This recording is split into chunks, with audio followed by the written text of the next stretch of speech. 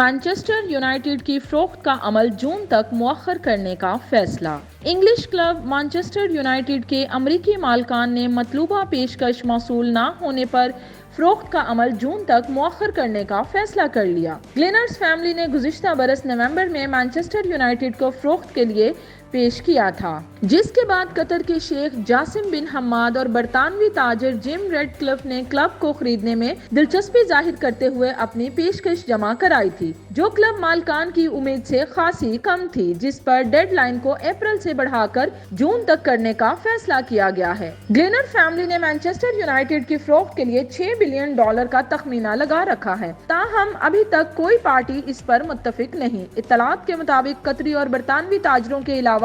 دو مزید پارٹیاں بھی مانچسٹر یونائیٹڈ کو خریدنے میں دلچسپی رکھتی ہیں، تاہم ابھی تک ان کے نام سامنے نہیں آئے، جبکہ اس سے قبل الیکٹرک کار بنانے والی امریکی کمپنی ٹیسلا اور ٹویٹر کے مالک ایلون مسک نے بھی کلب کو خریدنے میں دلچسپی ظاہر کی تھی، تاہم بعد ازاں انہوں نے اس حوالے سے تردید جاری کرتے ہوئے کہا تھا کہ فی الحال ان کا ایسا کوئی ارادہ نہیں ہے۔ مانچسٹر یونائیٹڈ کی انتظامیہ نے کلب خریدنے کے لیے اپنی پیشکش جمع کرانے والے شیخ جاسم اور جم ریڈ کلف کو اگلے ہفتے پریزنٹیشن دینے کے لیے مانچسٹر آنے کی دعوت دی ہے، جہاں انہیں کلب کے اثاثوں اور مستقبل میں اس کی مالیت میں اضافے کے لیے شروع کیے جانے والے منصوبوں کے متعلق بریفنگ دی جائے گی۔